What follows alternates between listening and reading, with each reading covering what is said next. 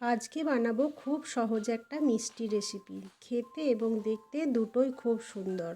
প্রথমে আমি মেজারিং বড় কাপের 1 কাপ দুধ ফুটতে দেব। এর সাথে দেব ছোট কাপের 1 কাপ গুঁড়ো দুধ আর ভালো করে মিশিয়ে নেব, যাতে গুঁড়ো দুধটা বেশ ভালোভাবে লিকুইড দুধের সাথে মিশে যায়। মিডিয়াম আঁচে দুধটা ফুটে আস্তে আস্তে ঘন হয়ে আসবে। নাড়াচাড়া করে যখন দুধটা প্রায় অনেকটাই কমে আসবে, তখন যে কাপ মাপে গুঁড়ো দুধ নিয়েছিলাম ওই কাপ মাপেই 1 কাপ চিনি দিয়ে দেব। নাড়াচাড়া করে ভালোভাবে মিশিয়ে নেব।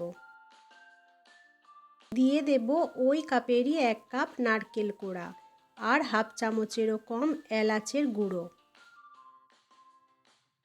আবারও নাড়াচাড়া করে মিশিয়ে নেব।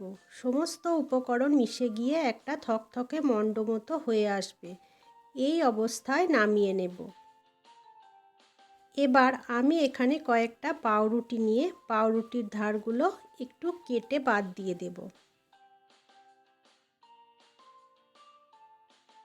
একটা করে পাউরুটির স্লাইস নিয়ে বেলনা দিয়ে একটু বেলে নেব।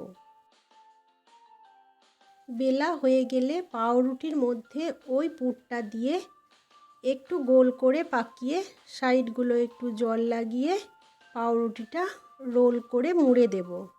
একইভাবে বাকি পাউরুটিগুলো রোল করে নেব। এবার আবারও একটা কড়াইয়ে হাফ লিটার লিকুইড দুধ ফুটতে দেব। একইভাবে 1 কাপ গুঁড়ো দুধ মিশিয়ে নেব। আমি এই দুধটা পুরোটা মেরে দেব না, জাস্ট একটু ঘন করে ক্ষীর মতো করে নেব।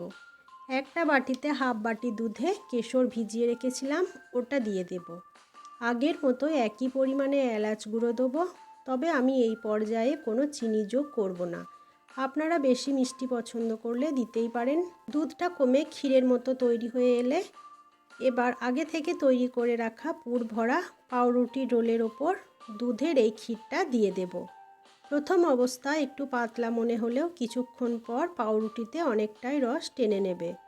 ওপর থেকে ভেজানো কেশর আর কিছু ড্রাই ফ্রুটস ছড়িয়ে দিলেই রেডি দারুণ স্বাদের এই পাউরুটির ক্ষীরমালাই।